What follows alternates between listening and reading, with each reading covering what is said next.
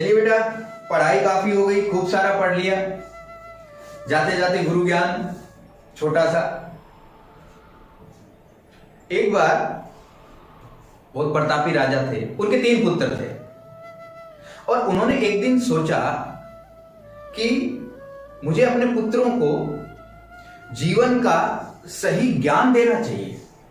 तो उन्होंने अपने तीनों पुत्रों को अपने पास बुलाया और पास बुला करके उनसे कहा कि बेटा, हमारे राज्य के अंदर नाशपति जो आती है बेटा, उसका वृक्ष नहीं है।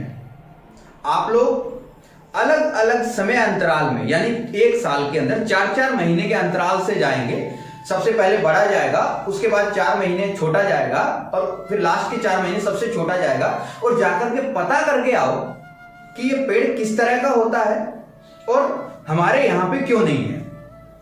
तीनों बच्चे चले जाते हैं और 1 साल के बाद वो जब पूरा निरीक्षण करके घूम फिर के वापस आते हैं तो वो अपने पिता के पास, यानी उस राजा के पास पहुंचते हैं और राजा से आकर के वो अपनी तरह से जैसा उन्होंने देखा वैसा वो बयान उसके सामने करते हैं।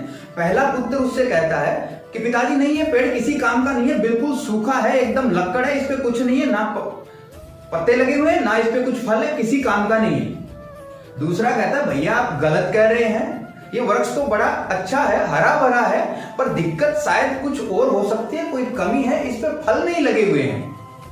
तीसरा कहता है, भैया बड़ी झूठी बात कर रहे हो आप, ये तो बहुत अच्छा वृक्ष है, फलों से लदा हुआ था। अब इस बात को लेकर के तीनों विवाद शुरू हो जाता है। तीनों वहां पे झगड़ा करने लगते हैं। कोई कहता है कि वृक्ष सूखा हुआ है, दूसरा कहता नहीं हरा भरा है, तीसरा कहता है वो तो लदा हुआ है फलों से।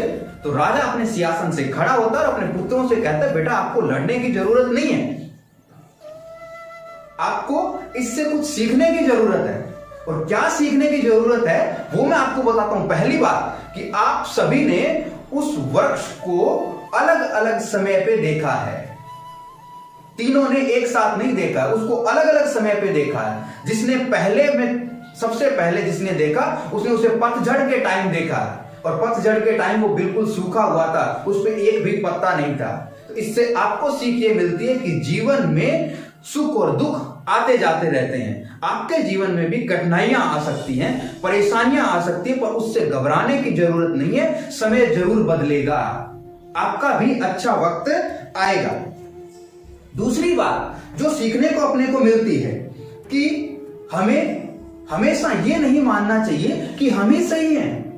अब वो तीनों अपनी बात पे अड़े हुए थे, अलग अलग तीनों अपनी बात पे अड़े हुए थे कि हमें ये नहीं मानना चाहिए कि हमेशा हम ही सही हैं। हमें दूसरों की बातें सुन के उस पर भी विचार करना चाहिए और अगर हमारी समझ में नहीं आ रहा है तो किसी दूसरे से पूछने में कभी संकोच नहीं करना चाहिए, कभी भी संकोच नहीं करना चाहिए। हमें दूसरों से भी उसके बारे में पूछना चाहिए। तीसरी और सबसे महत्वपूर्ण बात जो राजा ने अपने बच्चों को सिखाई, जो मैं आपको सिखाना चाहता हूं कि कभी भी किसी भी व्यक्ति के बारे में, किसी व्यवसाय के बारे में, किसी भी चीज के बारे में थोड़े अंतराल में उसके साथ रह के अपनी धारणा मत बनाइएगा। उन लोगों ने सिर्फ 4-4 महीने साथ रह के अपनी धारणा बना ली कि ये ऐसा है।